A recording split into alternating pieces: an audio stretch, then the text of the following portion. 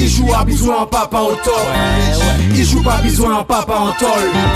Il joue à bisou en papa non-stop. On wall moins les mots on néglige wall ou les passer pour nous mais l'esprit typolo mon tête tout toujours pas repayer tout n'importe station pendant il joue qu'à attendre nous pour partager émotion.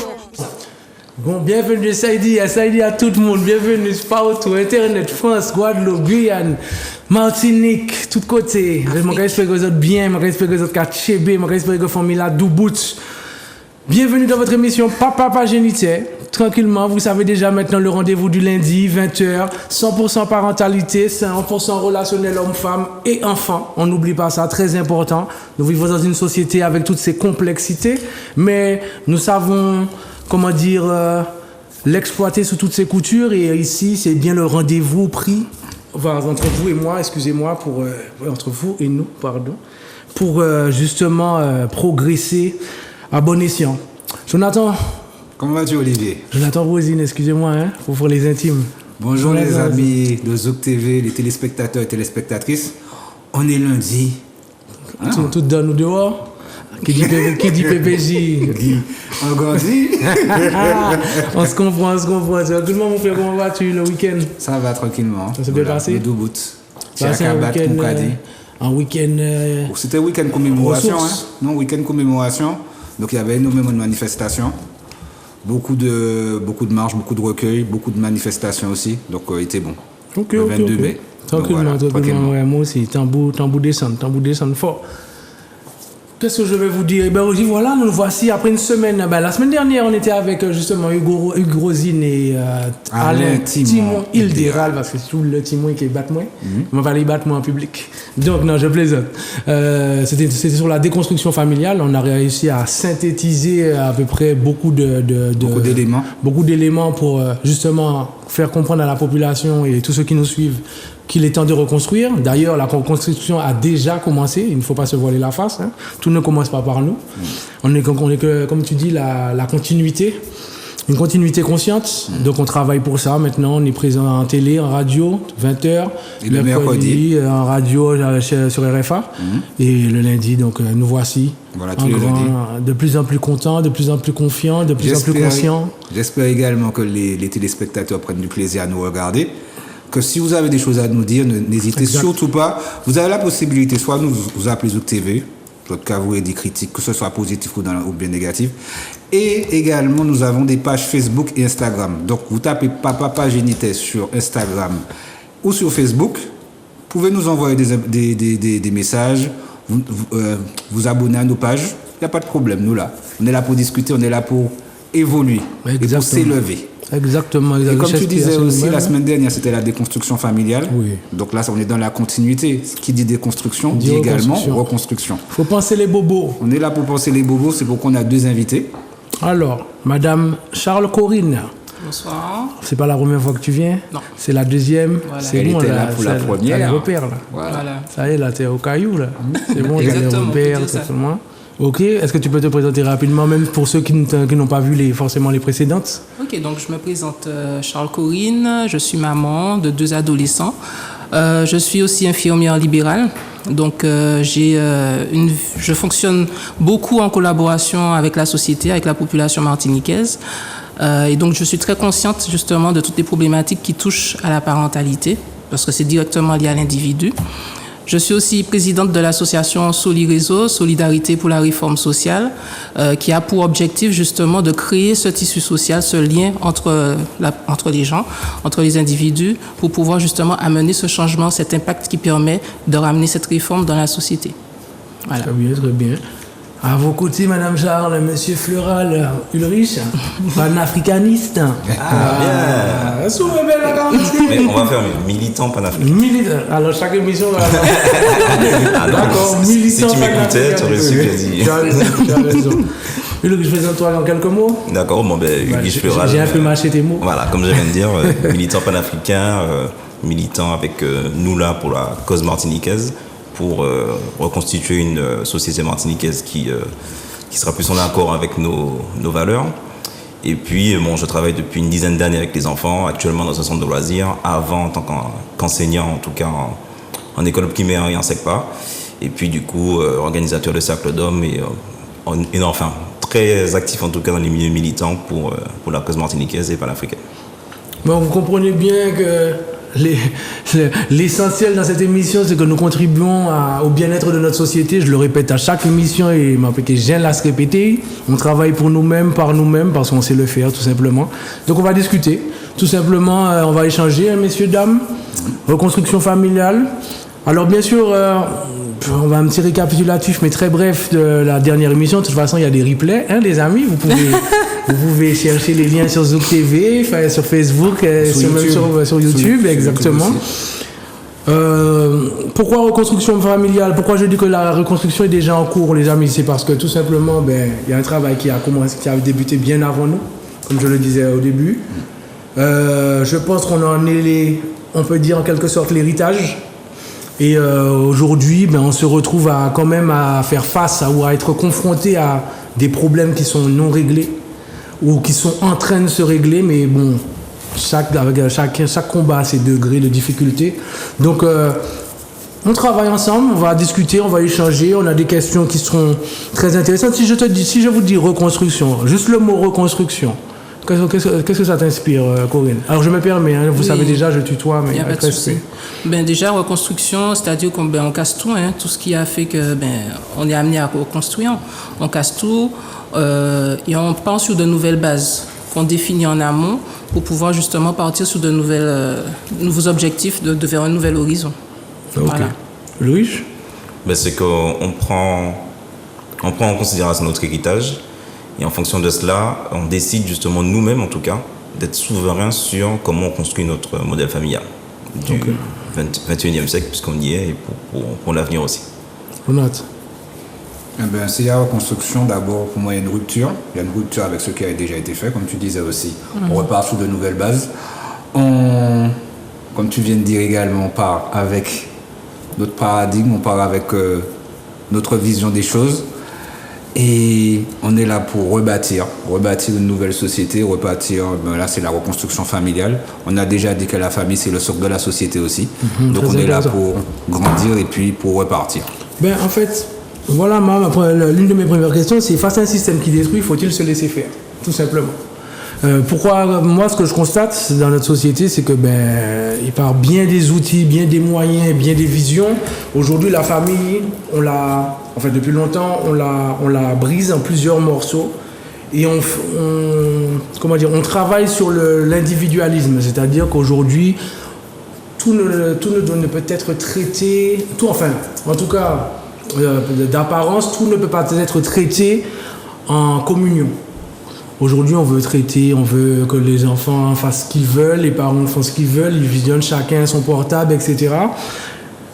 Je pense qu'on perd de très bonnes habitudes, mais tout ne nous incombe pas. On a envie dans une certaine dynamique, un système qui a un certain rythme, et des fois, on se laisse parfois absorber par ce dynamisme en fait, mais qui nous est pas porteur finalement. Donc aujourd'hui, si on vous dit justement reconstruction dans la famille, est-ce que vous estimez que la famille aujourd'hui en Martinique et ailleurs est toujours représentative de ce socle dont on parle, ce socle très important, même incontournable, ou aujourd'hui vous estimez qu'il y a un travail à faire avant la famille, c'est-à-dire justement prendre cet individualisme et l'attaquer de front pour renouer les liens? Déjà aussi, la semaine dernière, on parlait du capitalisme. Le capitalisme, on disait que il pouvait être un ennemi de la famille, mais en même temps, on peut se servir du capitalisme également pour pouvoir faire des choses pour la famille. Le contrer lui-même. Voilà, pour également faire des choses pour la famille. Donc ça part par tout ça, ça part par les liens, ça part par les composantes autour de la famille aussi. On en discutait on parle souvent des fois, on parle des émissions radio. Donc je vous invite également parce que on a déjà fait, comme on disait lors des premières émissions, on a fait près de 100 thématiques. Donc à partir de là, on a déjà parlé de beaucoup de choses. Donc si vous voulez voir certaines émissions, vous pouvez également, comme je disais également, vous rendre sur nos pages, Papa Page Unité. Donc ce sont des choses, comme on disait, il y a pas des éléments, mais il y a différents acteurs qui sont autour de la famille. Pas forcément dans la famille nucléaire, papa, maman, comme tu disais. Papa, maman, enfant. Papa, maman, enfant, comme tu disais dans la première émission. on vient d'une civilisation. C'est pas forcément comme le côté occidental qu'on veut représenter aussi. Donc, moi, si je vous dis famille, aujourd'hui, ça vous inspire quoi? Oui, pour l'instant, on commence par les inspirations. Famille, ça vous inspire quoi, là, à l'heure actuelle, en 2022? Bon, ma vision de la famille, c'est l'unité, la solidarité, la complémentarité. Il y a l'héritage, la transmission. L'héritage, la transmission, la collaboration. Donc, en fait, ce sont des notions qui s'opposent à l'individualisme, en fait. Donc, le point de départ, les parents doivent apprendre à collaborer, doivent apprendre à s'écouter, doivent apprendre à travailler ensemble, à faire un, pour justement transmettre ces valeurs-là, comme tu disais, qui se perdent à nos enfants, et à leurs enfants, pour pouvoir amener autre chose encore, qui va dans cette direction-là. Maintenant, comme tu disais, faut-il se laisser faire par rapport à cette société qui déconstruit cette notion de parentalité? Moi, je pense que le point de départ d'une action pertinente et efficace, c'est une prise de conscience. Parce que sinon, on risque de se retrouver à consommer, à faire, sans savoir pourquoi on fait, et être pris dans un engrenage sans savoir s'en sortir, en fait. Parce que faire un enfant, c'est pas juste une question de mettre un bébé au monde, de changer les couches, de donner le biberon, de faire à manger, l'accompagner à l'école. Faire un enfant, c'est une responsabilité. Et cette responsabilité, pour avoir été mère célibataire, c'est une responsabilité qu'il faut mieux assumer à deux, en fait. Déjà sur la base du foyer. Comme dit la dernière fois, le point de départ, c'est le foyer. Oui. La base du foyer, donc, être à deux pour le faire. Donc, voilà. Okay. Qu'est-ce que t'inspire la famille aujourd'hui, en 2022? Donc, la famille, c'est plusieurs cercles concentriques, en fait, qui agissent ensemble. Le premier cercle, en fait, c'est celui de la famille génétique. Ça veut dire qu'on a des liens génétiques entre papa, maman, enfants, grands-parents, cousins, etc. Et donc, c'est comment organiser ce lien dans cette famille génétique-là. Et puis, plus largement, à côté de ce cercle-là, il y a la famille affective, en fait. C'est ce qu'on dit sensiblement comme les amis, les collègues, les gens qu'on va rencontrer sur notre parcours. Et aussi, c'est d'organiser ces liens-là avec ses amis, donc ce deuxième cercle-là, et comment faire correspondre ces deux cercles-là. Sachant qu'au-delà de tout ça, il y a la société. Donc la société, effectivement, nous donne aussi un modèle familial à suivre. Et c'est à nous maintenant, en 2022, justement, de comprendre quels sont les aboutissements de ce modèle familial, puisqu'on l'a quand même expérimenté depuis un certain nombre d'années, de tirer les conséquences et de voir comment on avance. Maintenant, par rapport à cela, moi, ma vision, c'est toujours, on part du tout et on va vers le particulier.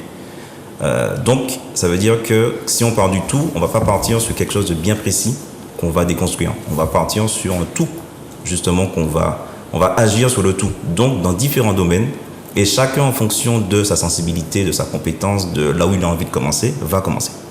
Maintenant, c'est de donner les outils pour que dans tous ces domaines-là, justement, on puisse comprendre qu'il y a un paradigme à construire. Et donc, à partir de là, justement, tout va se découler et la famille, du coup, va évoluer en fonction de ça.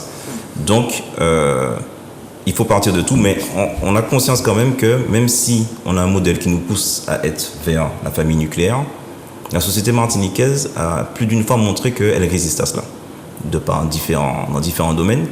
Et que, justement, quand souvent on parle que ce soit dans PPJ, que ce soit dans les cercles d'hommes, tout ce qui est lié à la parentalité, ou même à la construction d'une nouvelle société, ça revient souvent, le fait qu'il faut commencer par l'éducation, il faut commencer par la famille, etc. Donc ça veut dire que justement les gens ont même conscience que s'ils l'évoquent autant, ça veut dire qu'ils savent déjà qu'il y a quelque chose en tout cas qui ne va pas forcément, et qui fait que c'est peut-être un socle sur lequel on peut s'appuyer pour ensuite agir sur le reste des domaines de la société dans lesquels on constate en fait qu'il y a des manquements. Donc on sait très bien en fait que pour le Martiniquais, ça prouve qu'il y tient. Maintenant qu'il y tient, c'est comment l'organiser, parce qu'on a aussi un modèle familial qui s'est basé beaucoup, en tout cas de son modèle-là, il y a du tabou. Et je pense qu'effectivement que ça, c'est vraiment quelque chose qu'il faut qu'on arrive à déconstruire pour pouvoir construire justement un modèle familial qui va changer par rapport à cette question des tabous. Tu parles de tabou? L'inceste, l'esclavage, les souffrances, les indivisions, l'héritage en tout cas, qu'on en fait. Ça, c'est tabou-là, le sexe aussi. C'est un ensemble de tabous que, en tout cas dans la génération que j'ai connue avec mes parents, c'est vraiment ça, ces sujets-là, c'était très compliqué de les aborder dans nos familles. Jusqu'à aujourd'hui, moi, dans ma famille, c'est très compliqué de l'aborder. On continue à travailler dessus, mais c'est compliqué. Et je pense que ça, c'est une des choses qui a fait que notre socle familial, en fait, s'est effrité parce qu'on ne sait pas parler, en fait. On est resté sur le... Non, il y a des sujets, on ne les traite pas. Aujourd'hui, je pense qu'il faut traiter ces sujets-là. Voilà, il faut passer ce cap. Non, je comprends. D'accord, pas d'accord? Non, alors je suis d'accord. Hein. Il y a des choses à traiter, il y a des choses à parler. Il y a, comme on dit souvent, on est là pour évoluer, on est là également pour s'élever. Donc il faut passer par tout ça, il faut passer également par les traumas, il faut passer par les problèmes qui peuvent fâcher. Voilà, donc il faut traiter, il faut discuter. Si c'était si beau que ça, nous t'es déjà arrivé bien loin. Donc si on en parle encore aujourd'hui, si on parle de déconstruction la semaine dernière, et là on parle de reconstruction, c'est qu'il y a un problème. Est-ce que la famille, il y a une limite? Est-ce qu'on est passé à une limite de la famille? Je ne pense pas, mais il y a des choses à traiter, il y a des choses à voir. Moi, je me dis que, alors, moi, je vais directement aller dans dépasser les caps, en fait. Moi, je suis entièrement d'accord avec ce que vous dites. Même pour moi, c'est ça, en fait. C'est ça le problème, c'est que si on prend les Antilles, effectivement, il y a trop de choses sous la case tabou. Ouais. Il y a beaucoup trop de choses, et justement, plus on n'en parle pas, plus ces tabous prennent de la place, en fait. C'est-à-dire qu'ils se permettent, voilà, ils prennent de l'ampleur d'année en année, d'époque en époque, et en fait, au final, qui se retrouvent bloqués, c'est toujours nous. C'est toujours nous, parce que, big up au cercle d'hommes, vous essayez de déconstruire justement ces traumatismes. Vous êtes des aidants, si je peux vous qualifier comme aidant? Accompagnateur. D'accord, accompagnateur. T'as aidé le monde quand même, hein.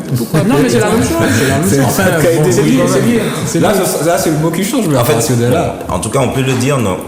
On s'aide mutuellement. Donc, c'est plutôt cette idée de réciprocité. Parce que souvent, quand on dit aider, on a plutôt tendance à penser que c'est quelqu'un, un sachant, qui apporte. Il y a un dominant, un dominé. Okay. Alors que nous, notre modèle, c'est vraiment que on s'aide mutuellement. Parce que ceux qui organisent, donc il y a par exemple Mathis, Arjuna et moi, nous-mêmes, on a conscience en fait qu'on a nos faiblesses, en fait, qu'on a nos traumas justement à explorer, et qu'on a besoin d'endroits justement où on peut les exposer. Voilà, donc c'est...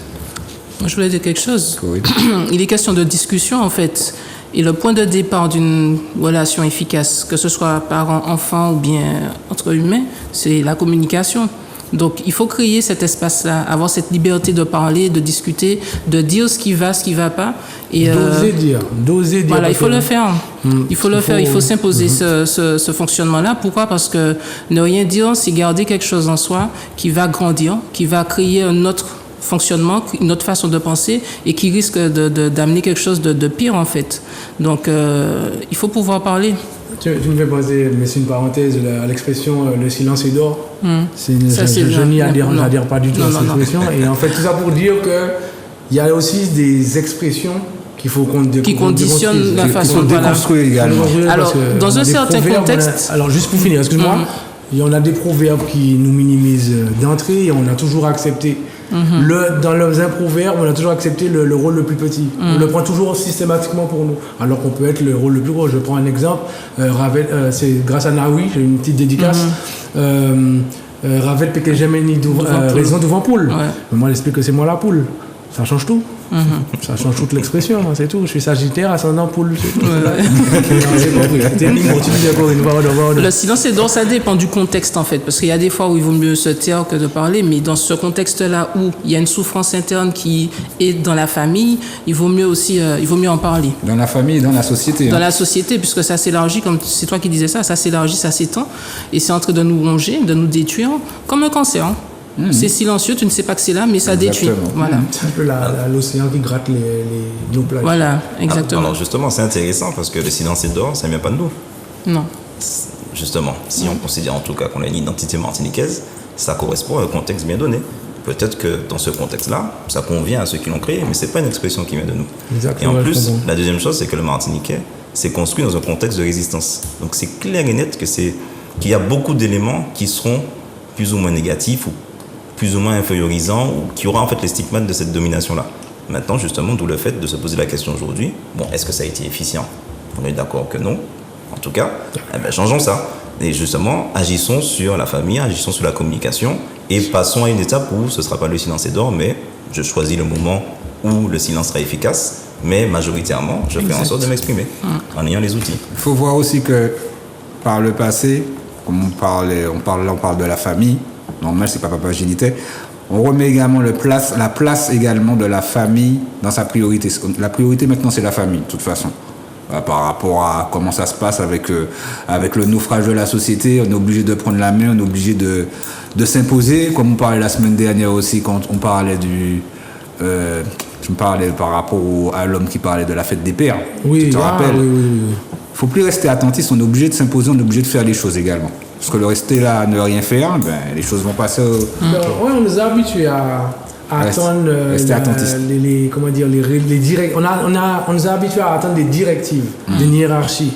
Alors que notre foyer, notre propre hiérarchie, finalement.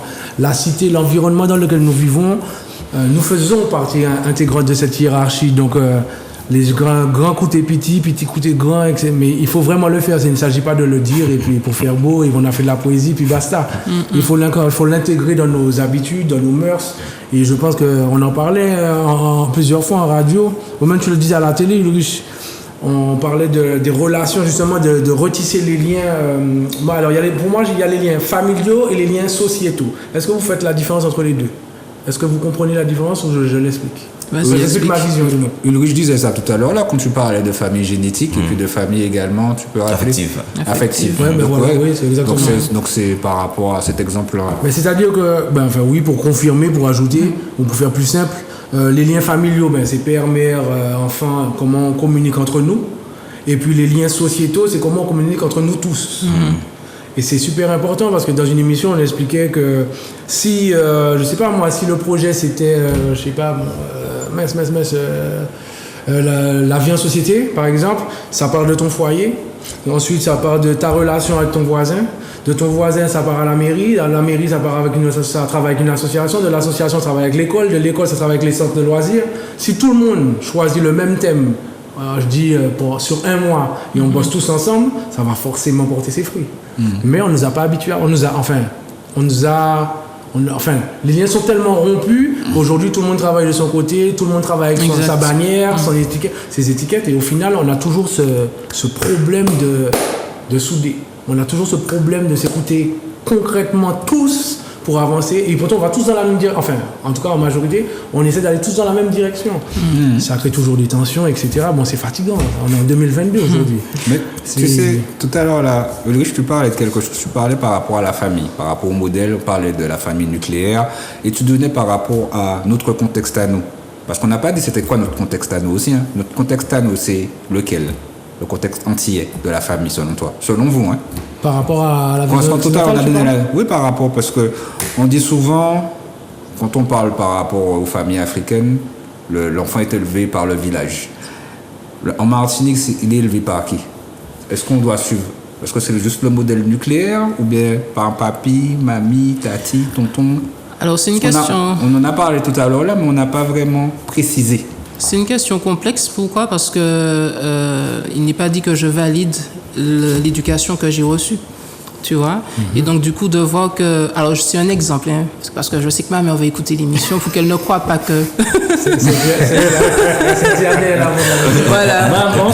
Voilà, c'est un exemple global. Il n'est pas dit que je valide l'éducation que mes parents m'ont donnée et il n'est pas dit non plus que je voudrais qu'ils transmettent cette éducation-là à mes enfants, tu vois. Donc, un exemple concret, si j'ai un frère, des sœurs et que je ne m'entends pas avec eux parce que mes parents ont pris le temps de mettre la division entre nous, il est hors de question que je fasse des enfants et que mes grands-parents transmettent ces valeurs-là à mes enfants. Parce que moi, je suis pour la collaboration. Un exemple qui est un peu plus crash, par exemple, l'inceste. Si mes parents ont eu des rapports avec moi, il est hors de question que je laisse mes enfants chez eux parce que j'aurais peur que la même chose leur arrive. Sachant que quand on est victime d'inceste, il y a une bataille qui est engagée pour la vie dans sa mentalité, dans sa façon d'être, dans son rapport avec le corps. Et donc du coup, nous-mêmes, quand on est victime d'inceste, le rapport qu'on a avec nos enfants, on a du mal à rentrer dans cette parentalité-là. Tout ça à partir d'une seule personne, à partir d'un foyer. Donc, est-ce que je veux transmettre cet héritage-là à mes enfants? Non. Maintenant, il y a des choses, des points positifs aussi. L'esprit de famille. Quand j'ai été en France, par exemple, mes camarades de classe me disaient qu'ils demandaient à leurs parents l'autorisation de venir manger chez eux. Tu disais ça, oui. Il n'y a pas ça ici. Tout à fait. Quand je vais aller chez ma mère, je vais chez ma mère. Quand je vais aller chez mon père, je vais chez mon père. Et puis voilà, on mange ensemble. Comment dit ça encore, Francky Vincent? C'est le côté. Et donc, du coup, ça dépend de la situation, ça dépend du contexte familial, parce que comme tu disais, la Martinique, il fait beau, il fait chaud, il y a la mer, il y a le soleil, mais derrière ça, il y a beaucoup de souffrance. Et cette souffrance naît malheureusement à l'intérieur des foyers. Mais tu m'as pas dit, tu m'as pas répondu, tu n'as pas répondu à ma question. Par rapport à la famille martiniquaise, selon toi, c'est quoi?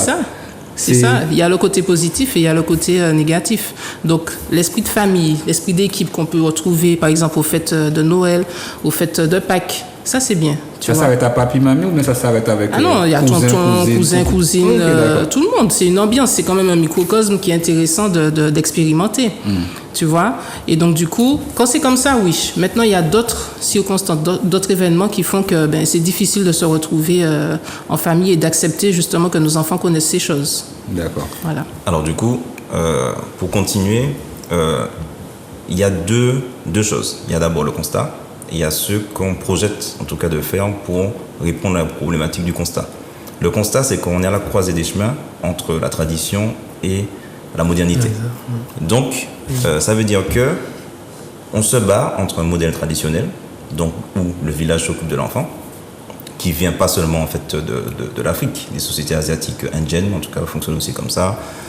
Il y a beaucoup de sociétés qui vivent encore, enfin, en tout cas, qui ont ces valeurs dans leur tradition. Et puis, avec le modèle justement néolibéraliste, en tout cas, le système de production dans lequel on vit, qui veut que ce modèle-là ne correspond pas forcément à cette rentabilité dont le système a besoin. Donc, ça va créer justement ce qu'il a dit, l'individualisme. Mais sauf qu'on a encore des traces en temps en temps, on va dire, et justement, on a fait aussi le choix de garder, d'être quand même assez conservateur sur certains points en tout cas, qui fait que on garde des traces, on va rester quand même dans une vision collective, mais à côté de ça, on a un système qui nous force à être individualiste. Donc en fait, c'est ce combat-là en fait qu'on est en train de mener, nous en Martinique. Donc ça, c'est l'existant. Maintenant, vers quoi il faut aller? Si on considère que la famille est en danger, je pense qu'il ne faut pas aller vers un système productiviste. Je pense qu'il faut aller vers un système collectif, où on va remettre justement l'enfant dans le village, où on va remettre la famille même dans le village. Et donc pour ça, pour moi, c'est l'alloparentalité, c'est-à-dire que plusieurs personnes interviennent dans l'éducation de l'enfant. Corinne a parlé d'une chose, le fait qu'elle ne veut pas que des schémas effectivement se reproduisent. J'aurais plutôt dit, il faut questionner pourquoi justement il y a ces distorsions. Voilà. Pourquoi aujourd'hui le socle de valeur a changé, qui fait que mon tonton va penser totalement différemment de moi, mais il ne va pas comprendre qu'il faut qu'on se mette d'accord pour le bien de l'enfant. Il va rester sur sa position que moi, c'est comme ça que j'ai élevé mes enfants, c'est comme ça que le tien sera. Il va projeter sur l'enfant ses envies, comme le parent en fait aussi le fait. Il projette ses frustrations ou ses envies sur son enfant, etc. de personnes. L'enseignant va projeter ses représentations. Tout le monde en fait le fait. Il faut se mettre d'accord là-dessus. Tout le monde le fait. Maintenant, comme on l'a dit, c'est travailler sur ce socle-là pour que déjà la société mette un ensemble de valeurs, que la famille justement répercute ce système de valeurs-là et fait qu'on comprend tous ensemble que l'intérêt c'est qu'on s'entende.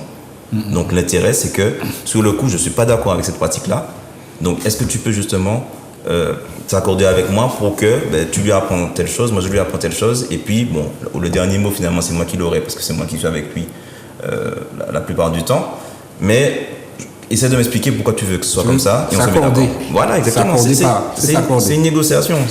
Et c'est pour ça que justement, il faut tout le temps qu'on communique, il faut tout le temps qu'on négocie pour justement ne pas perdre de vue que notre intérêt, c'est cela. Par rapport à ce que vous êtes en train de dire aussi, comme tu disais, si on arrive à communiquer par rapport à ce qui, entre parenthèses, ce qui nous gêne, comme on parlait d'inceste, comme on parlait d'esclavage, comme on parlait des différents traumas que nous avons pu subir, si tout cela est réglé, ensuite, on pourra vraiment repartir sur une reconstruction. On pourra vraiment repartir sur des bases. Il y a quelque chose qui est super intéressant dans ce que tu dis, dans ce que vous dites, pardon, par rapport au rôle des oncles, tantes, cousines, etc. C'est que les oncles et les tantes sont des frères et sœurs. Donc, ils ont les mêmes parents. Et pourtant, eux n'éduquent pas forcément comme ils ont été éduqués. et en même temps, eux veulent imposer aussi leur truc. Donc finalement, chaque, comment je peux vous dire Génération. ça, chaque génération a sa vision des choses. Celle qui suit apporte, on va dire, un petit plus ou carrément, comme on parlait, imposer une rupture totale et puis veut tout changer. Aujourd'hui, est-ce que c'est pas ça qui... Mais en fait, oui, non, en fait, c'est ce que vous dites. C'est intéressant de finalement reprendre nos bonnes habitudes, finalement. Parce que moi, le village, je l'ai connu quand j'étais plus jeune. Le village, je l'ai connu. C'était moi, ma famille, je vois, on pouvait me laisser facilement chez ma tante. On pouvait me laisser facilement chez le voisin, chez la voisine, etc.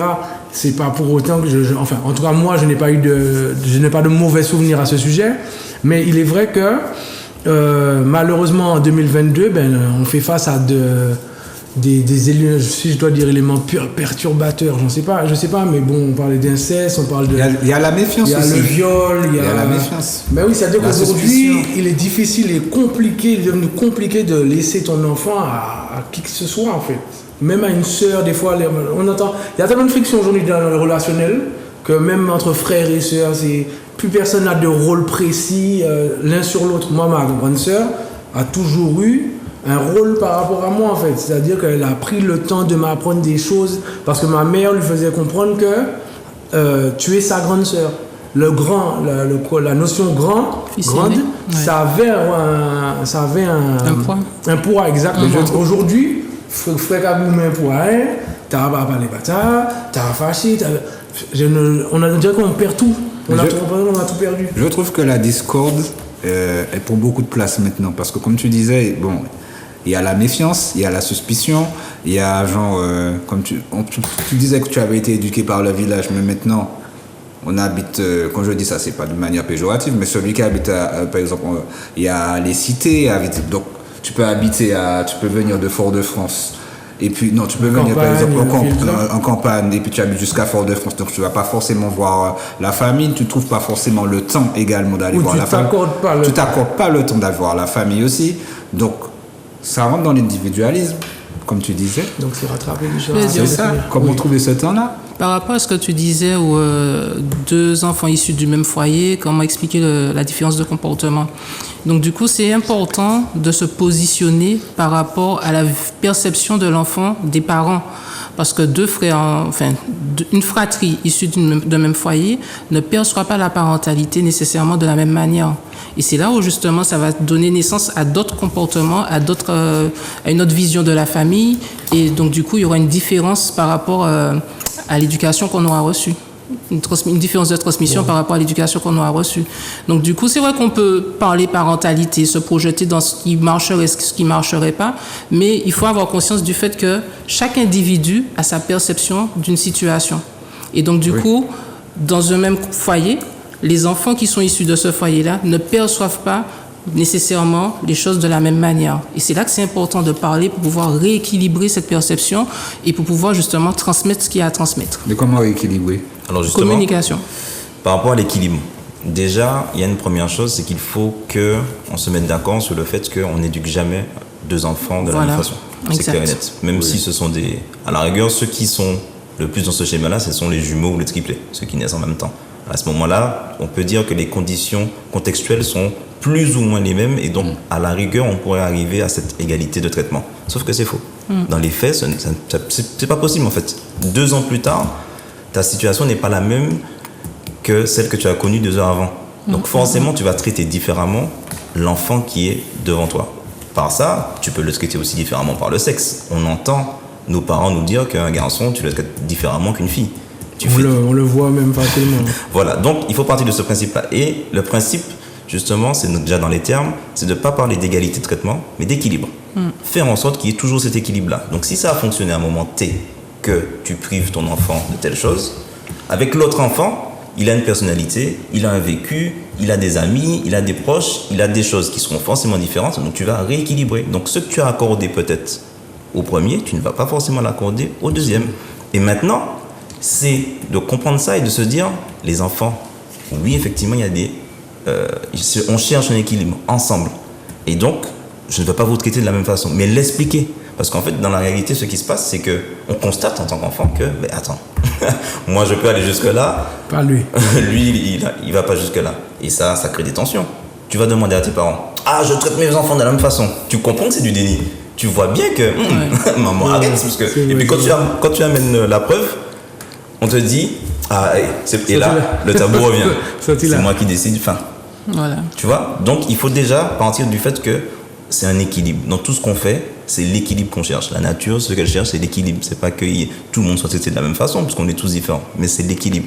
Donc, si on part de là, peut-être que déjà, ça va changer nos rapports dans la famille et que là, on pourra se mettre d'accord sur comment on atteint l'équilibre, pas seulement entre parents, mais avec les cousins et les cousines. Et puis, l'exemple le plus flagrant par rapport à ça, c'est que quand on parle justement, on en a encore parlé ce matin sur PPJ, c'est que quand on parle du fait que il faut parler de sexe avec les enfants. Oui, et que les femmes ont du mal à parler de ça avec les garçons, les gars, etc. On est dans une situation où il y a de plus en plus de familles monoparentales ou de familles recomposées. Donc, il n'y aura pas forcément le père sur place pour en parler avec son garçon ou la mère sur place pour en parler avec sa fille. Et souvent, justement, quand ces situations-là arrivent et qu'on puisse poser des questions, demander des conseils, ben moi je dis, tu n'as pas un frère, tu n'as pas une sœur? Et ils n'y pensent même pas en fait. Ils se disent, mais oui, c'est vrai en fait, le papa n'est pas là, mais peut-être qu'il a créé des liens avec quelqu'un d'autre qui peut jouer ce rôle-là. Et pourquoi pas? Pourquoi forcément c'est le papa, comme c'est lui qui est le géniteur, c'est lui qui sera le plus à même de parler sexualité avec son enfant? Non, pas forcément. Pourquoi que lui? Voilà, pourquoi que lui? Pourquoi pas justement intégrer les oncles, les cousins, les ceci, cela, des gens qu'on pense qui ont déjà un bon rapport avec l'enfant, et en plus on leur donne notre confiance. Donc pourquoi pas? Et regardez bien que quand vous dites ça à des gens qui vous questionnent à ce niveau-là, vous voyez qu'ils n'y pensent pas. Mais la preuve, formateur, on n'est pas forcément lié par les liens familiaux. Et effectivement, oui, non, mais c'est vrai ce que tu dis. À aucun moment on se dit, ouais, c'est vrai. Mais justement, donc ça veut dire qu'au sein du foyer, déjà, il y a des notions qu'on devrait revaloriser. Donc les rôles, déjà, les rôles père, mère, mais en discutant à table, par exemple. Parce que je le répète ici, il y a quelque chose que nous faisions il y a des années, enfin, je pense que ça existe toujours quand même, j'espère en tout cas, on mangeait tous à table. Aujourd'hui, c'est différent. Et ça, je trouve que ce rendez-vous-là était très, très important. Même si, effectivement, il y avait quand même ce souci d'éducation, ce souci de rôle qui limitait un peu la parole, vu que finalement, si c'est le père et la mère qui sont les seuls à avoir le droit de dire quelque chose, c'est clair que ça n'éclaire personne au final, en fait. Mais, par exemple, le respect au sein d'un foyer, j'ai demandé c'est quoi le respect à certaines personnes, et beaucoup de personnes bégayent. Pourtant, ça paraît quelque chose de simple, se respecter, pardon. Respecter l'autre, déjà se respecter soi. Ça veut dire quoi? Si tu te respectes, tu respecteras forcément les autres. Moi, on m'a toujours dit ça. Mais je me suis déjà retrouvé dans je me respecte, mais la personne ne me respecte pas. Et pourtant, c'est peut-être ma sœur sur une attitude, c'est peut-être ma mère ou mon père sur une parole, tout ça. Parce que même, les parents, les aînés ont tendance à croire qu'un enfant ne comprend pas. Et je trouve que ça, c'est déjà c'est une grave erreur. Ouais.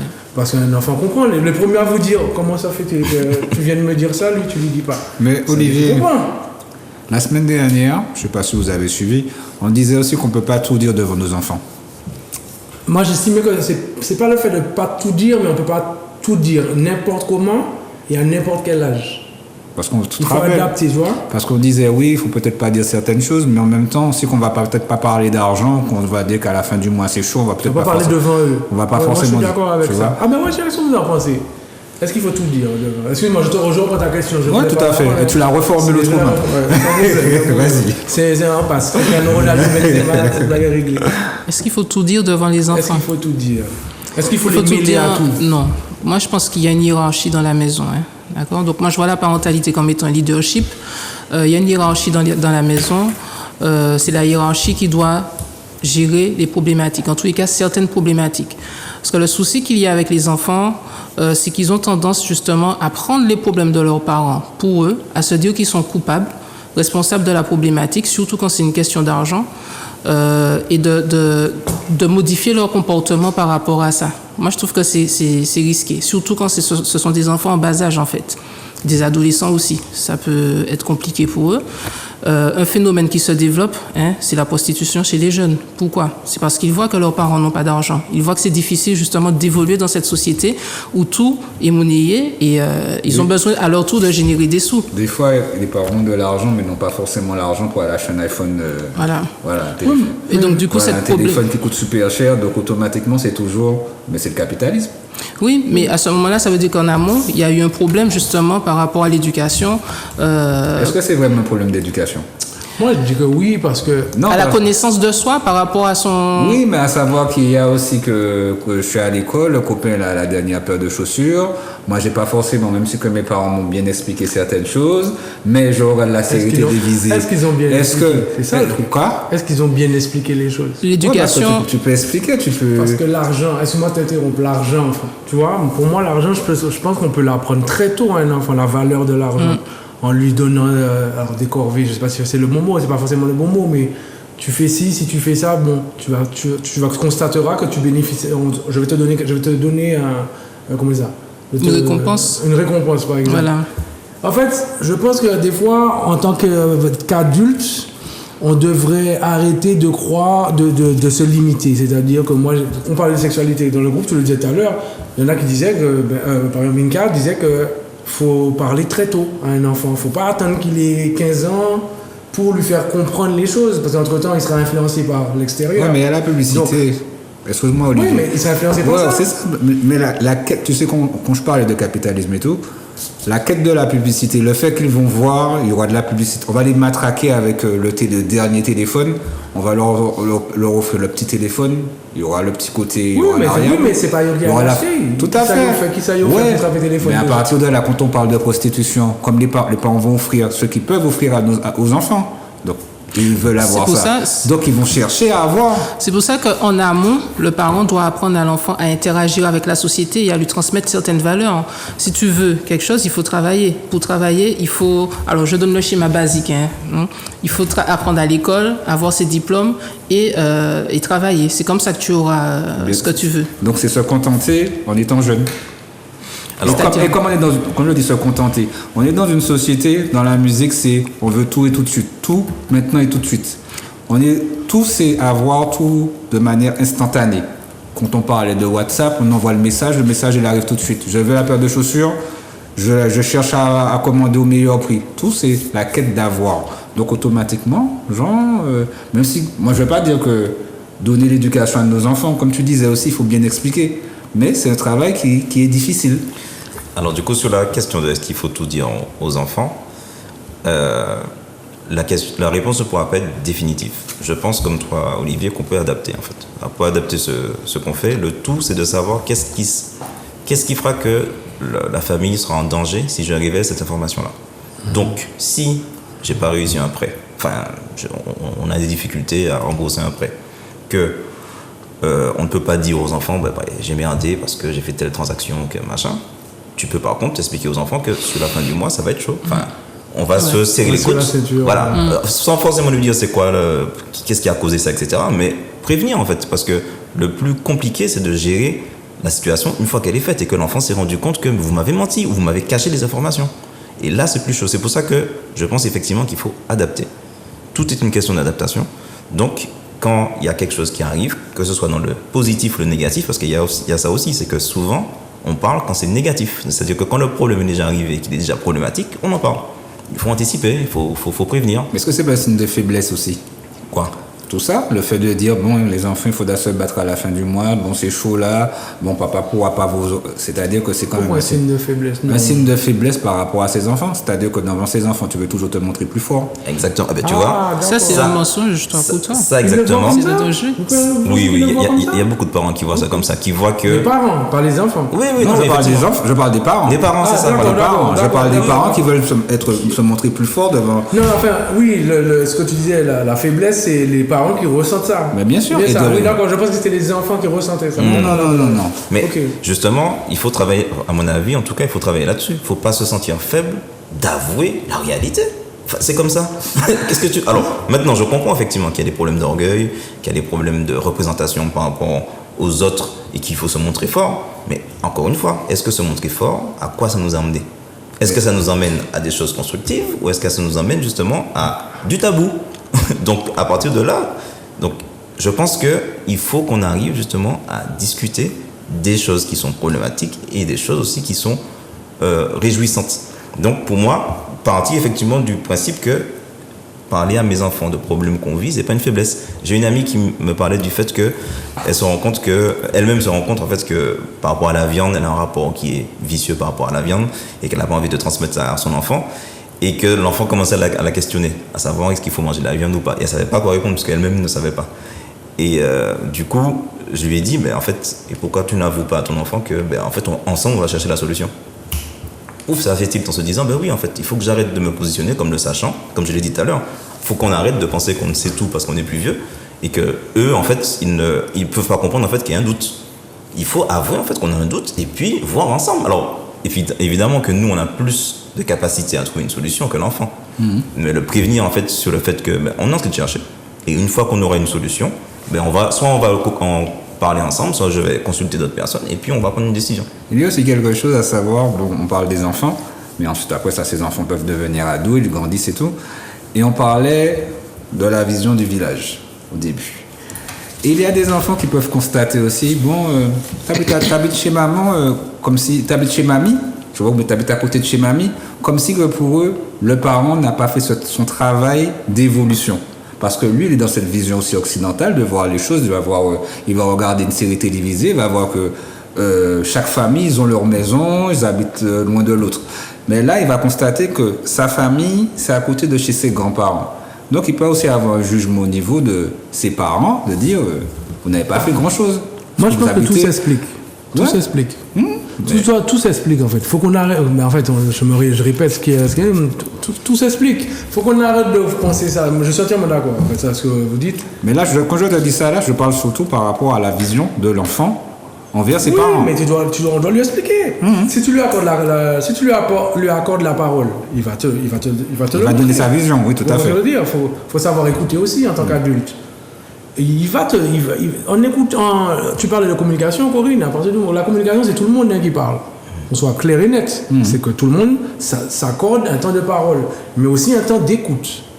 Parce que moi, j'ai remarqué que même en tant qu'adulte aujourd'hui, et je dis peut-être quelque chose de bizarre, mais vive WhatsApp. Pourquoi je vous dis ça? Les audios, tout simplement. On prend un exemple, vite fait. Les audios. Aujourd'hui, tu fais un audio, il y a des gens qui vont te dire, ah non, pas plus 30 secondes, sinon, ceci, cela. Je peux comprendre, mais en même temps, je suis contre l'histoire de 30 secondes. Parce que quand tu me dis qu'il faut que j'aille vite, ça veut dire que tu m'envoies un message qui me dit que tu n'as pas envie de m'écouter. Voilà. C'est pas intéressant, ça ne va pas t'intéresser. Vite, parle pour parler. Il y a des gens qui, tu ne peux pas parler d'un problème en 30 secondes. C'est pas possible. Il y en a qui vont te dire, mais t'as qu'à appeler. T'appelles, il y aura dit, dans un moment, les Facebook, il y aura mettre en poste, ah, j'aime pas le téléphone, c'est cela. Tu te retrouves pas. C'est-à-dire que quand tu fais un audio, je te dis pas de faire un audio de 30 minutes, je comprends. Mais ce que je veux dire, c'est que, déjà, quand tu parles sur un audio, personne ne peut te couper la parole. Personne. Tu peux détailler ce que la personne a dit, si tu as bien écouté, si tu as pris le temps d'écouter, et ensuite tu réponds. Finalement, la communication est très fluide parce qu'on s'est vraiment écouté. Il faut qu'on refasse ça sans portable, en fait. C'est tout. Moi, il y a des gens qui me parlent, qui s'assiedent à côté de moi, qui ont envie de parler, je ne les connais pas. J'oblige personne à le faire, mais des fois, je reste là. La personne me raconte quelque chose, je reste là.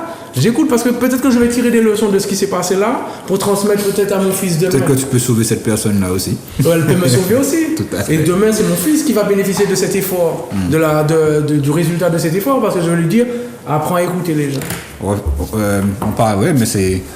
On parlait de liens. Chaque émission, on parle souvent de ça, on parle de la communication, retisser les liens, donc ça passe par là aussi. Hein. Mais ouais, mais il y a des mots, je pense qu'il y a des mots-clés, puis les âges, tranches d'âge. C'est pas parce qu'un enfant a 4 ans que tu peux pas lui expliquer. On s'est donné des coups. On se dit pas, il est trop petit pour prendre des coups. Ça je comprends pas.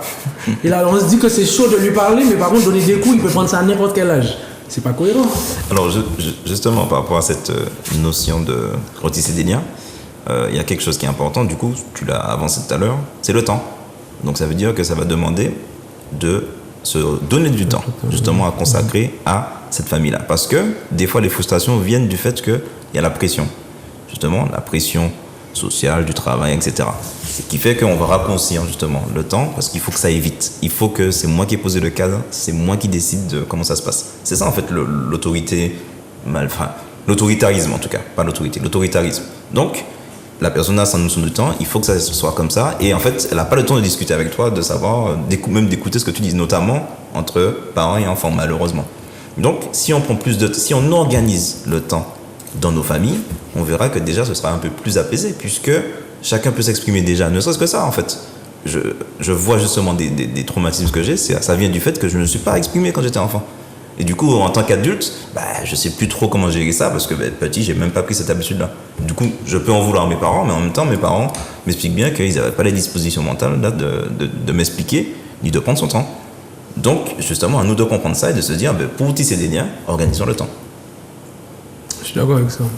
Corinne, tu as des choses à rajouter? Par rapport à la représentation du moins du parent dans les yeux de l'enfant, c'est important, justement, comme dit, de créer cet espace-là où l'enfant peut exprimer, verbaliser le fait que papa, maman, vous travaillez pas, est-ce que vous êtes en échec? Il faut permettre à l'enfant, justement, de verbaliser ses commentaires pour identifier la problématique qu'on a générée dans son cerveau, en fait. Et là-dessus, créer cet espace-là pour pouvoir répondre aux questions. Parce qu'on est dans une société qui évolue, on est dans une société capitaliste qui incite du moins à la consommation, où effectivement il est de plus en plus difficile de finir les mois. Donc, ramener les choses dans leur contexte, apporter les explications nécessaires et aussi faire une prévention, j'ai envie de dire, auprès de l'enfant pour que mon plafond soit ton plancher, pour que tu ne fasses pas les mêmes erreurs que moi. Et pour que tu puisses aller plus loin que moi. Parce que de toutes les façons, c'est quelque chose qui va aller de génération en génération. Ça, Bélin. Mon plafond soit ton plancher. Vraiment, nous devons pas de stylo. Et justement, par rapport à ce qu'elle dit, quelque chose qui a été très salvateur pour moi, ça a été que, effectivement, mon père reconnaisse pourquoi il m'a acheminé vers ce chemin-là. C'est-à-dire que lui, c'est un manuel. C'était un manuel en tout cas. Donc c'est quelqu'un qui travaillait le bois. Il était très fort dedans. Et arrivé en tant qu'adulte, je me rends compte que j'ai un défaut, c'est que je suis très intellectuel mais peu manuel. Donc, du coup, au bout d'un moment, je le questionne. Je me dis, mais comment ça se fait que tu travailles si bien le bois, etc. Tu m'as pas transmis ça. Et lui, il m'a expliqué. Il m'a dit, mais moi, c'est pas ce que je voulais pour moi. Je l'ai fait parce que c'était comme ça, que mon père m'a appris, etc. Donc je l'ai fait. Mais moi, je voulais justement que tu sois débarrassé de ces contacts-là. Mais Louis, est-ce que tu ne devais pas t'imposer pour apprendre à le faire? Est-ce que tu ne devais pas aller dans ce sens-là? Parce qu'il y a aussi le côté que il y a une génération qui regarde, mon téquet dit, il y a des tout péo. Si par exemple, ils voient que tu t'intéresses vite fait, ils vont peut-être te dire, viens une fois, viens deux fois, mais ils ne vont pas te le dire 3 fois. Je ne dis pas forcément que toi tu le faisais. Je n'ai fait une attaque. Mais justement, en tant qu'enfant, moi c'était plus important d'être manuel dans le football que plutôt que dans un travail qui était harassant. Enfin, je ne trouvais pas du plaisir. Parce que si tu n'étais pas intéressé, les parents ils constatent aussi. Hein. Oui, ils vont constater aussi. C'est plutôt de l'éveil. C'est-à-dire que c'est de rendre la chose ludique. Un enfant, justement, on se rend compte qu'il apprend mieux quand il joue. Enfin, c'est pas même pas un enfant, c'est... Regardez bien les chats, ils passent beaucoup de temps à se chamailler, à se titiller, à jouer. Et ils en apprennent, ils apprennent quelque chose. Donc les neurosciences nous montrent que justement quand il y a quelque chose de positif, quand tu apprends quelque chose, tu as plus tendance à le retenir. Et c'est même pas positif, marquant. Quand c'est marquant, quand tu apprends quelque chose de façon marquante, tu vas le retenir. Donc c'est l'éveil, c'est-à-dire que j'aurais pu effectivement me manifester et lui aussi, c'est pour ça que je parle de réciprocité, il aurait pu aussi m'intéresser différemment que allez tape. Bon bref, mais tout ça pour dire qu'il a reconnu en fait le fait que lui, il voulait, de par ses ambitions, que je ressemble un peu plus à ce qu'il voulait. Quelqu'un qui intellectualise, qui réfléchit, etc. Et en fait, moi j'étais relativement en paix en me disant, ok, mais en tant qu'adulte maintenant, je peux gérer ça. Je peux maintenant me rapprocher de quelqu'un qui va m'apprendre ce métier-là et puis participer, avoir du temps avec mon père où on va pouvoir échanger. J'ai pas culpabilisé, je l'ai pas culpabilisé, il m'a pas culpabilisé. On a parlé et nous deux en fait, on est sortis grandis. On a parlé. Ouais, mais voilà. Le truc aussi, c'est que nous avons la chanson 2022, il y a Papa Génitaire, il y a certaines émissions, on lit, on se cultive, on apprend certaines choses. Mais il faut dire aussi que l'ancienne génération n'avait pas forcément tous ces outils également pour savoir, comme tu parlais de neurosciences, de recul, de savoir si je fais avec lui en jouant, est-ce que ça va plus l'intéresser. Je ne veux pas te dire que par le passé, il n'y a pas été savent, mais ce n'était pas une priorité aussi. La priorité, c'était de travailler pour pouvoir fonder la maison. À cette époque-là, il y avait plus de construction. C'était une autre époque. Pour moi, que là, maintenant, on regarde plus certaines choses, on voit qu'il y a un naufrage. Donc, on est obligé de se bouger pour faire les choses par rapport à avant aussi. Mais justement, d'où le fait que aujourd'hui, il faut qu'on se réconcilie. Je pense que c'est un terme qui est intéressant. On parle de réparation.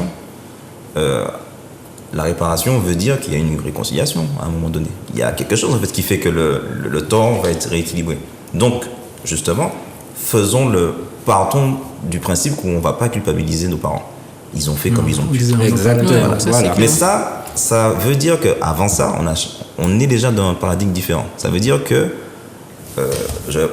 justement, la spiritualité, c'est ce qu'elle inculque, notamment, à travers son schéma.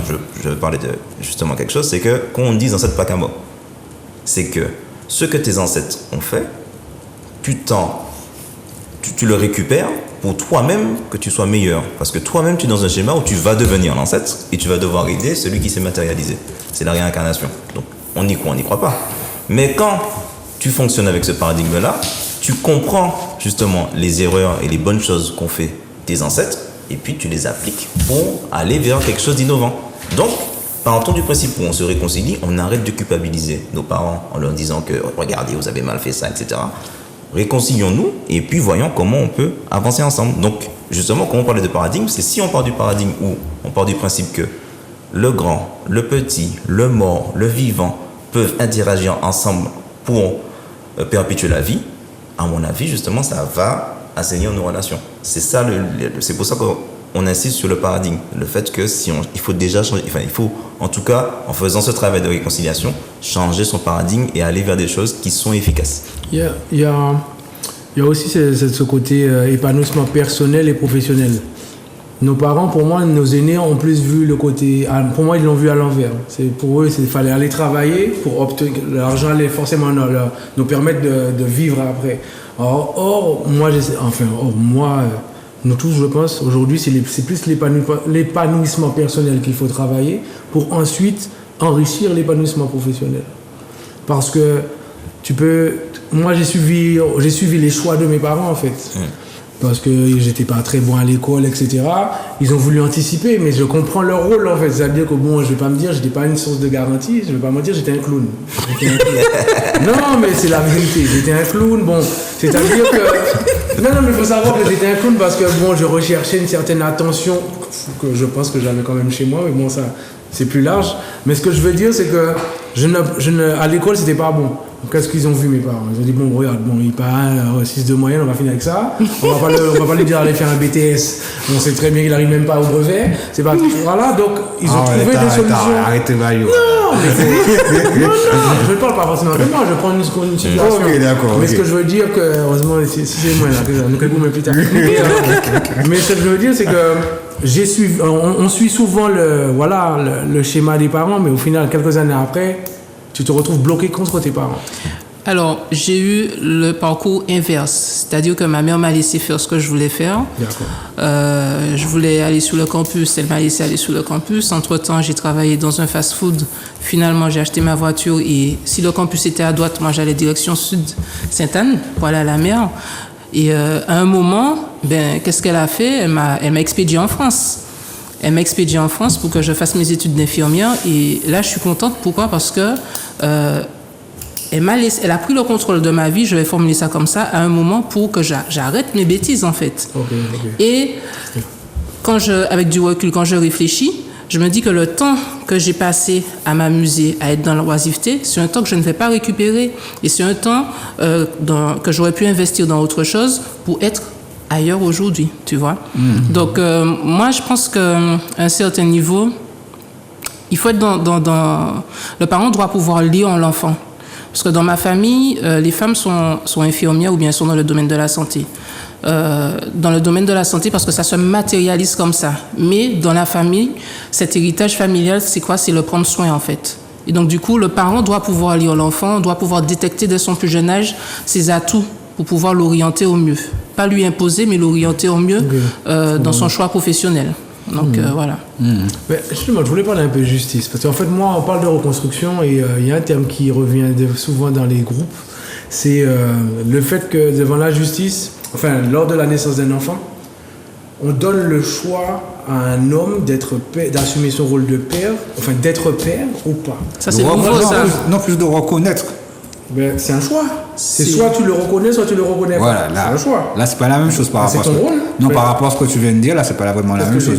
Peut-être que je me suis mal exprimé. Non, tu as dit... Non, tu parlais pas de reconnaissance tout à l'heure, là. Non, mais ce que je veux faire comprendre, c'est que dès la naissance de ton enfant, D'être père ou pas. est-ce que c'est normal qu'on vienne te dire, bon, tu reconnais ton enfant ou pas? C'est pas normal, ça. Pour moi, la déconstruction familiale, commence par là. Déjà, cette question-là, pour moi, me C'est froisse. nouveau, ça. C'est récent. De quoi? Le Ce que rôle? tu dis là, ouais, la reconnaissance du père. Comment ça, c'est nouveau? C'est depuis l'année dernière qu'on a parlé de cette... Tu parles de quoi tu de parles? point de vue législatif. C'est l'année dernière qu'on a parlé de cette loi-là, de donner la liberté au père de choisir s'il veut être père ou pas. Ça fait Ça a toujours existé. Ça fait longtemps. Enfin, ça n'a pas toujours existé. légitime. Mais oui, mais en fait, moi, j'ai souvent connu ça. C'est-à-dire que l'enfant naît, et quand tu vas à la mairie pour reconnaître ton fils. Ça veut dire que est-ce que tu reconnais ton rôle de père? Dans la société, Ça, mais c'est de point de vue dangereux, ça. législatif. Quoi? De point de vue législatif, le gouvernement est en train d'en parler non, là. aussi. Ah, ok, d'accord. Voilà, Ah. c'est plus dans ce Parce qu'il faut sens-là. changer ça. Pour Voilà. moi, ça, c'est déjà un mauvais message. C'est clair. Ben, Pour moi, c'est- quand c'est- on regarde avec du recul, en fait, on est en train d'effacer les hommes de la carte. On est en train d'effacer les hommes du schéma. Non, mais là, pourquoi? Parce que là, ce qu'il vient de dire, là, il parle de... Olivier est en train de parler par rapport si donner le choix à l'homme, s'il le souhaite ou pas. S'il ne souhaite pas, là, c'est pas par rapport qu'on Oui, mais c'est veut pas effacer. normal. Oui, mais si l'homme ne Tu veut fais un pas... enfant avec une femme, c'est deux personnes qui ont fait Mais créé l'enfant. est-ce que cet homme-là est arrivé jusqu'à l'accouchement ou bien a suivi l'accouchement de sa femme? Ça fait moins. Oui, mais voilà. Ça, c'est le débat qui tue. Ou il Voilà, va est-ce- dans le carbone. Oui, mais d'accord, et puis, Ou mais un si, numéro lourd. mais si Bouga pas su, bah, là, si, Comment on est il a pas dit su? qu'il gratte tête, il a dit qu'il mettait qu'il génitait. Mais je vais te dire un truc. Et Tu sais Jonathan. quoi? Je te donne un contre-exemple. Imagine que les politiciens, le gouvernement me dit, à partir du moment où vous faites un enfant, le père doit payer d'entrée 800 €. Tu fais quoi? Tu vas vouloir dire, tu seras obligé de payer les 800 €, oui ou non? Ben, il y a des gens qui ont payé. Le gouvernement va te l'obliger, tu vas le faire. Non, mais il y a des gens qui ont Tu vas le payé. faire. Moi, Donc, je- c'est quoi si ce le choix démon qui de devenir décide de père la ou pas? baguette, voilà. C'est quoi ce choix de devenir père ou pas? Tu as fait un enfant, Je suis d'accord. tu dois assumer tes responsabilités. On est d'accord avec vous. Ça fait partie de la reconstruction. Pour moi, ça doit changer. Il n'est pas normal que Donc, tu privilèges de liberté. priver la... Quand je te parle de privilège de liberté, ce que je vais te dire, non, ce que je suis en train de te dire par là, je comprends ce que vous êtes en train de dire. Mais si Bouga ou bien. Mais voilà. la mère, elle reste mère, elle n'a pas le choix. C'est une culture Faut pas oublier ça. qu'il faut bannir, cette éducation-là, ce principe-là de je fais un enfant mais je m'en occupe pas, il faut arrêter quoi, avec ça. Mais non, Mais je sais que tu es en train de nous piquer Non, parce mais que je tu me fais comprends, transpirer mais là. On lui montre changer ça. Mais je comprends, mais ce que je veux dire par là, moi je m'occupe, voilà, ça va pas. Mais c'est pas priver la liberté. Sinon, il faudrait demander aux mères si elles veulent rester mères. Et demander à l'enfant ce que ça fait chez lui en fait, parce que ça crée un sentiment de rejet. Si par exemple, à la base, Ah, c'était pas Jonathan. prévu. Ben, attends. Si à la base, le gars, la dame, elle est tombée enceinte, mais c'était pas prévu. Et bien à ce Comment ça, moment-là, c'était pas Capote là, excusez-moi du terme, capote la pété. À puis ce voilà. moment-là, donc le gars, c'était pas prévu, il n'avait pas prévu ça dans ses cahiers des charges, c'était pas prévu. à ce moment-là, Donc, il faut voilà. être radical. Moi, je vais être radical dans ce que je vais dire. Il faut arrêter de consommer pour consommer. Arrêter de multiplier des relations pour avoir des relations. Parce qu'à partir du moment où il y a un enfant qui est issu d'une relation, il faut prendre ses responsabilités. Si on veut vraiment que les choses changent, il faut prendre ses responsabilités. Alors, justement, dans le cadre de la reconstruction familiale, Olivier l'a évoqué, le fait que cette loi-là, cet acte législatif-là, il faut peut-être le changer. Ah ouais, Mais peut-être. déjà, Tu as dit peut-être. faut questionner. Olivier est député.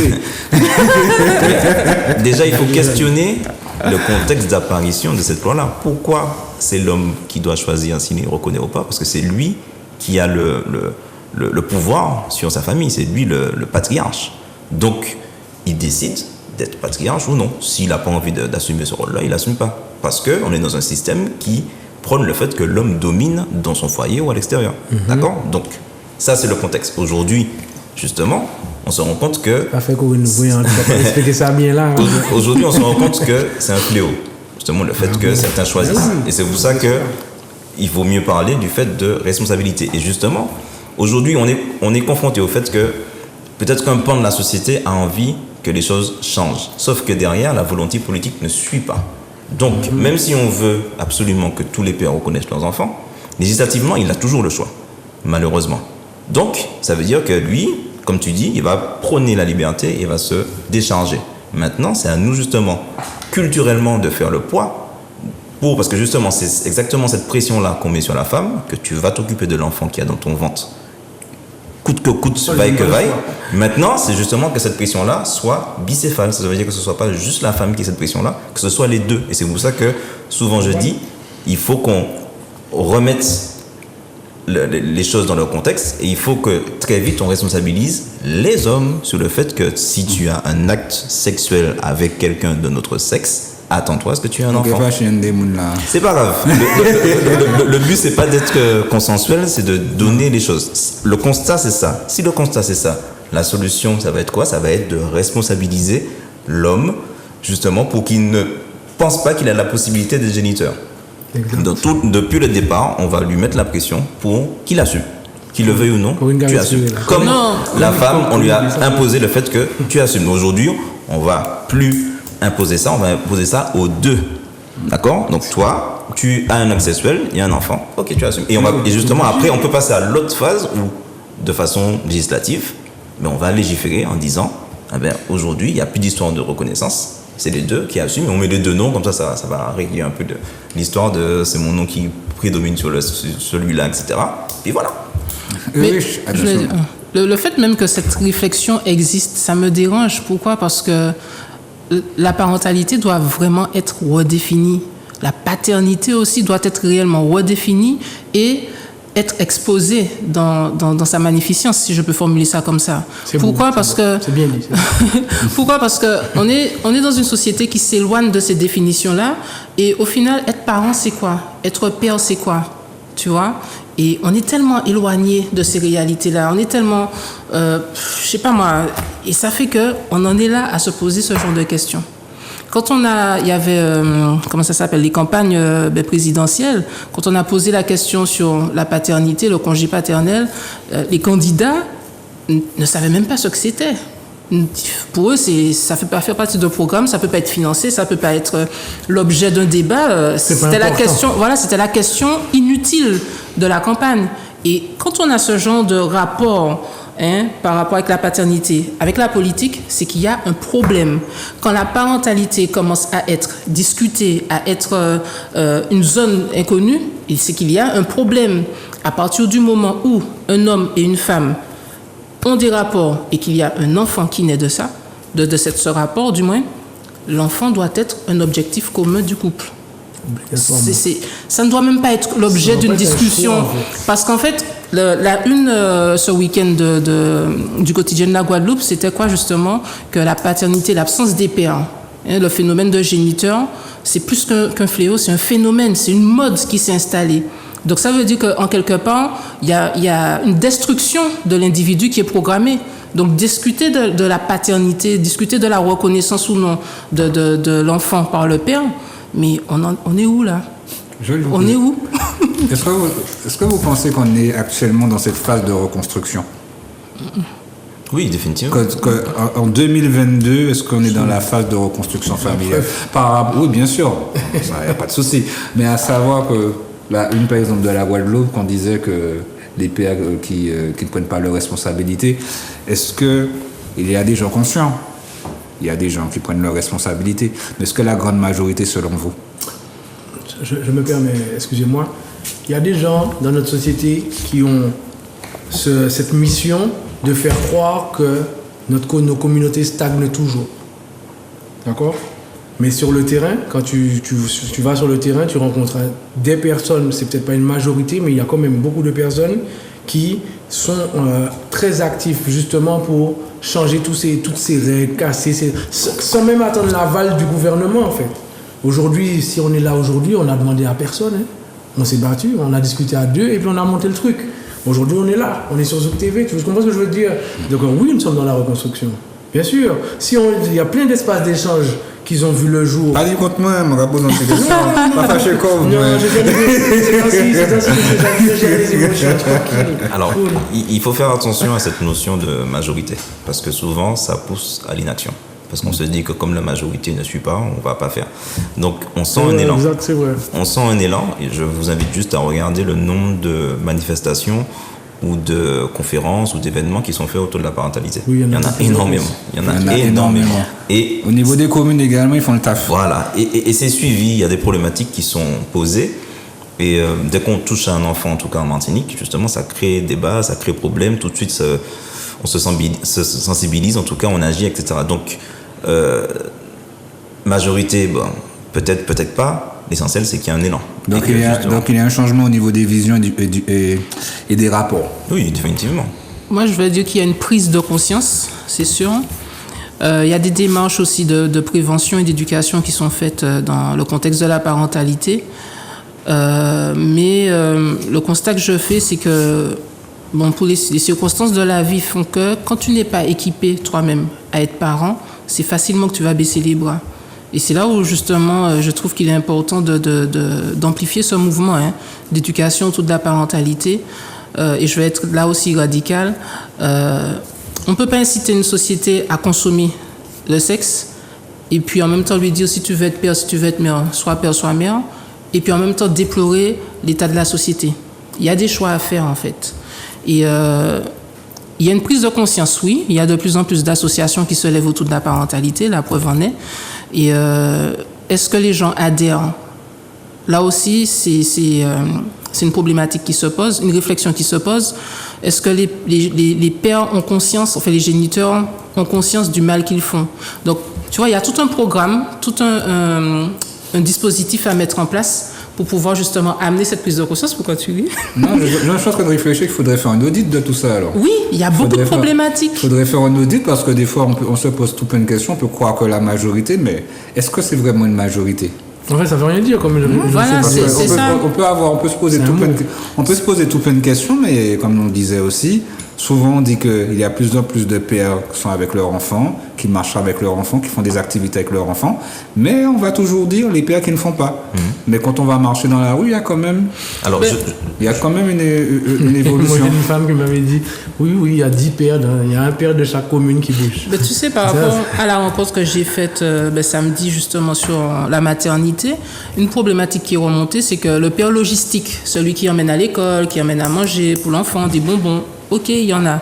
Mais le père qui est réellement père, et c'est là où justement, messieurs, je vous invite à réfléchir à la profondeur de la paternité. Est-ce qu'il y en a? Et les mères qui étaient là me disaient, de façon générale, que non, elles ne trouvent pas, enfin que le père ne s'investit pas comme il devrait s'investir. Donc c'est pour ça. Base sur quoi? Alors c'est chacune son expérience, chacune son vécu D'accord. par rapport à chaque. Il y avait combien de femmes sur la table à peu près? Je crois qu'on était 9. Voilà, 9 femmes. 9 femmes. Et C'est un tout. homme. Un homme qui est venu aussi ramener son expérience, ramener son expérience et exposer comment il gérait sa famille en fait. Ça revient à ce qu'on disait sur le mot majorité ou minorité. Ça veut rien dire. Ça Non, veut rien dire mais parce que chacune- 9 tu sais- personnes qui t'apportent une expérience, ça veut pas dire qu'on vit tous la même chose. Non, je suis d'accord avec toi, mais la question, le fait qu'elle ait dit... Je dis pas qu'elle ment, c'est attention, Non, le fait je respecte qu'elle ait dit leur le vision. père logistique, ça m'a interpellée, parce que déjà, c'était la première fois que j'entendais cette expression, mais qui est là pour emmener à l'école, qui est là pour jouer au football, tout ça, mais dans le rapport avec l'enfant, parce que... C'est du mépris ça. Non, c'est Mais s'il va jouer au- son ressenti.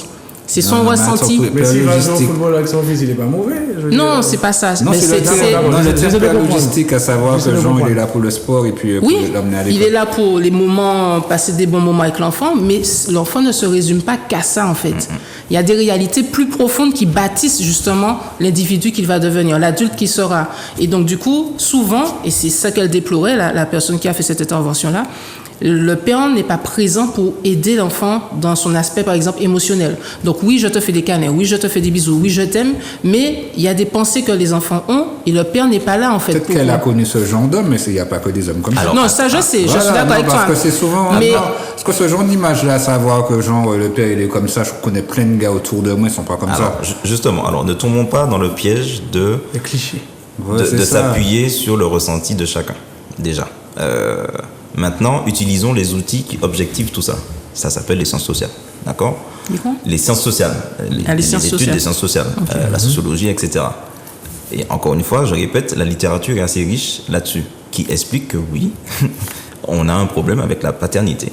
Le fait qu'il y a des géniteurs. Justement, l'émission s'appelle Papa pas géniteur. Si c'est créé, c'est parce qu'il y a un constat. Le constat, ne fait pas courir. voilà, le constat ne s'est pas juste basé sur le ressenti de telle ou telle personne. Le constat se base sur des faits qui sont objectivés au maximum.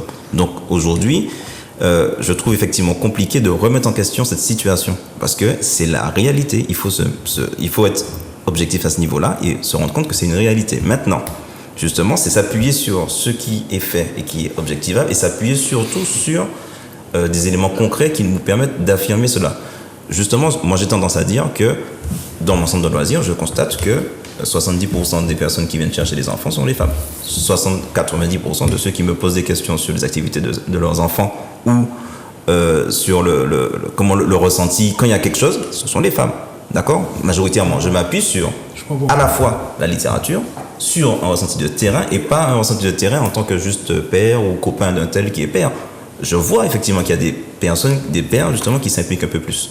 Mais ça ne peut pas obscurer le fait qu'on a un problème, qu'on répète. Il y a encore une fois des faits objectivables. La fête des pères, regardez le traitement qui est fait de la fête des pères.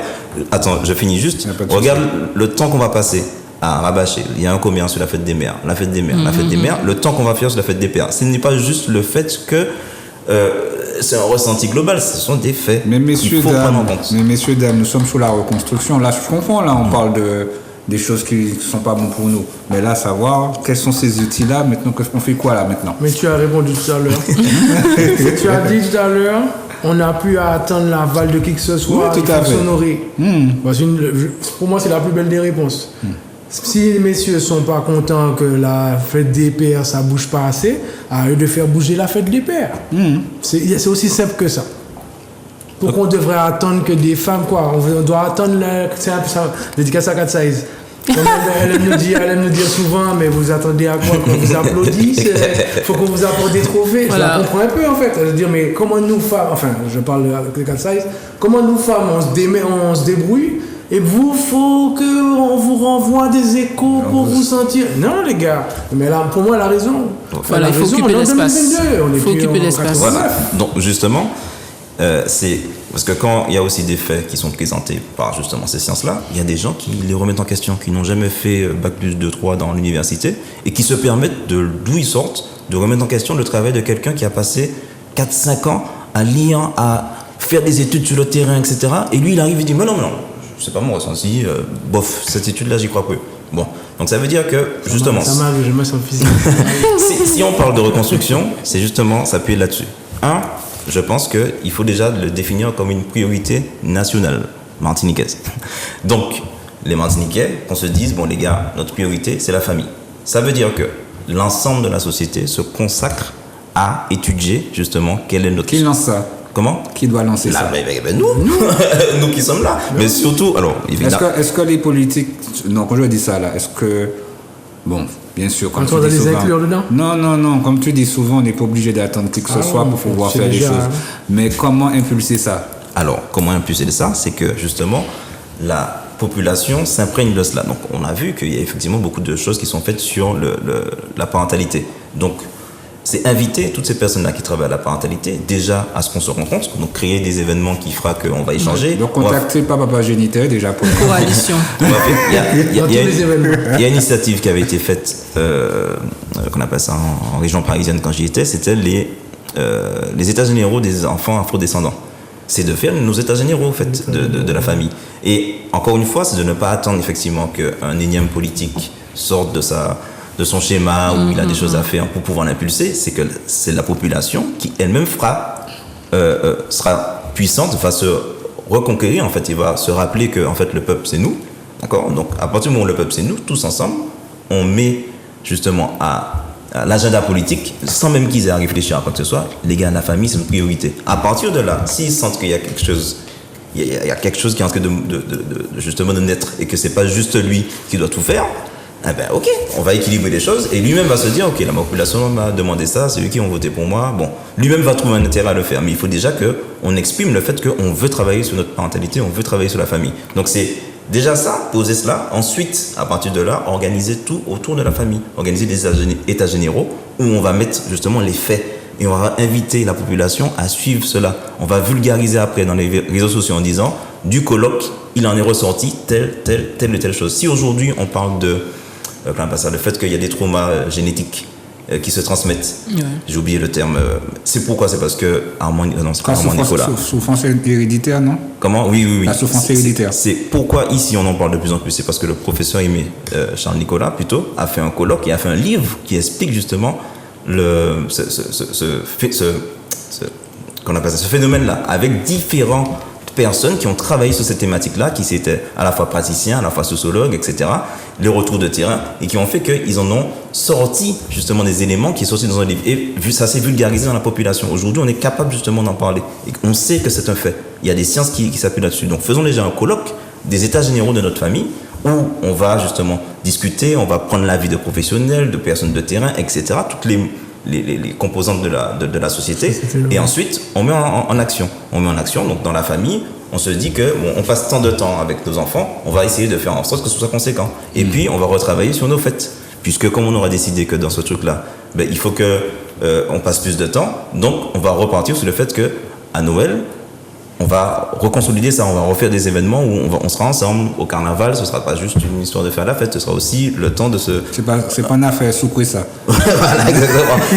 Parce que nos anciens, s'ils ont créé tout ça, c'est pas pour rien. Ils n'ont pas créé ça juste pour créer ça. Même des choses qui sont existantes, la fête des pères ou la fête des mères, c'est triste que ce soit vu essentiellement de point de vue commercial, mais à nous justement d'utiliser ces mois-là où il y a à la fin la fête des mères et des pères pour consacrer effectivement un mois à parler de la paternité, à parler de la maternité, et pas seulement sur qu'est-ce que je vais acheter à ma maman, mais plutôt comment je vais soulager ma maman, qu'est-ce que ma maman a besoin, et pas seulement des appareils électroménagers en termes d'émotion, en termes affectifs, en termes de soutien. Et après sur le papa, on peut utiliser les éléments qui sont déjà présents, mais il faut déjà en avoir conscience. Je tiens à dire aussi que l'équipe La Forêt Papa Génité, nous sommes des hommes d'action. Donc si c'est pour des femmes et des hommes et des femmes d'action, autant pour moi. Donc à partir de là, c'est pour réaliser des choses, faire des choses à l'extérieur. Tu parlais de colloques, faire des conférences, quoi que ce soit. Colloque a dit nous on laisse ça. Voilà. Donc voilà, parce qu'on est là pour faire bouger les choses, on est là pour évoluer, on est là pour s'élever. Donc s'il y a des choses à faire, n'hésitez surtout pas. J'ai donné les contacts via Facebook ou bien sur Instagram. Vous tapez Papa Génité. On est là, on discute. On est là pour faire des choses. Yes. Nous sommes les acteurs et les actrices de nos vies. Non, je t'avais dit. Je t'avais dit il y a 3 semaines, on est les réalisateurs, les réalisatrices. Big up à ton fils. Big up à ton fils, exactement. Tu vois, c'est un chamaï qui a porté nous en punchline. Toute blague, non mais c'est cool, j'ai beaucoup appris. Sincèrement, il y a tellement de choses à dire, j'ai regardé l'heure, j'étais surpris. Madame Charles Corinne. Oui. Un message à faire passer à toute la Martinique, Guadeloupe, Guyane, France, Internet, sur la famille. Nous sommes responsables de notre parentalité. Donc, si tu es une femme, tu es responsable de ta maternité. Si tu es un homme, tu es responsable de ta paternité. Et aujourd'hui, plus que jamais, nous comprenons la nécessité absolue, justement, que la parentalité soit renforcée pour que la société puisse s'élever. Donc, jouons notre rôle. Et la première émission, on m'a dit du bien pour Corinne, pour Cathy et pour Ulrich. On me disait, c'est mon tas là, il a bien parlé, non. Mais je le constate encore aujourd'hui. Hein. Bon, Ulrich. Bon, il vient d'expliquer, donc bon. C'est compliqué de parler après. Je suis un peu gêné, donc faut quand même que je relève le défi.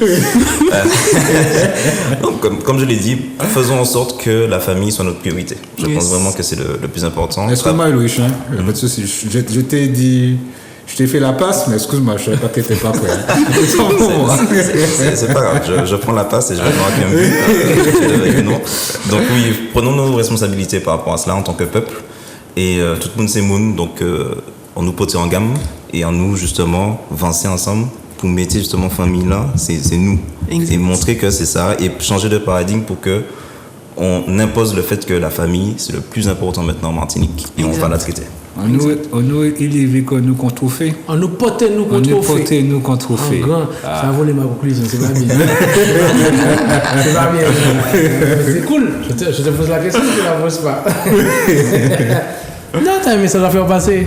Un message à faire passer, mais on est là pour ce travail-là. La semaine dernière, on a parlé de la déconstruction. Là, aujourd'hui, c'est la construction. On voit qu'il y a des éléments. On voit que tous les acteurs doivent être concernés pour pouvoir faire les choses. On voit qu'il faut parler de tout. Il faut également parler des tabous. Il y a des choses à régler. On a notre linge sale à être lavé en famille. Donc, on a des choses à faire. Il faut que chacun prenne ses responsabilités. Il faut que, comme on continue dans une continuité, on était en radio, on passe en télé, on est là pour parler. Donc, nous avons fait taf là, nous avons fait travail là, nous avons essayé de faire. Non, nous n'avons pas essayé de faire bien, nous avons fait bien. Nous avons fait bien. Et donc voilà. Les amis, moi je conclue ça en une seule phrase. Richesse PIA, c'est nous-mêmes. Restez connectés tous les lundis, 20h, ça se passe ici, sur Zouk TV, Papa Génité, et le mercredi sur RFA. Que le travail continue. C'est nous-mêmes, il y a nous-mêmes, c'est nous qui forts, nous intelligents. Faut le dire. Vous avez encore la preuve sur le plateau, nous intelligents, nous conformes, trauma et tout ça c'est nous. Nous ça fait, on nous grandit ensemble. Sur ce, passez une excellente soirée, merci encore de nous avoir accordé du temps. On se revoit très bientôt. Il y a les rediffusions pour ceux qui n'ont pas vu. N'hésitez pas à partager, d'aller sur Facebook, etc. Et YouTube. YouTube, Instagram, on est partout, on est sur la place et on est là pour longtemps. Yes. Papa Génité, bonne soirée tout le monde. Il joue à besoin en papa au top. Il joue pas besoin en papa en tol. Il joue à besoin en papa non-stop. On wall moins les mots on néglige wall ou les passer pour nous mais l'esprit tipolo mon tête tout toujours pas repayer tout les station pendant il joue qu'à attendre nous pour partager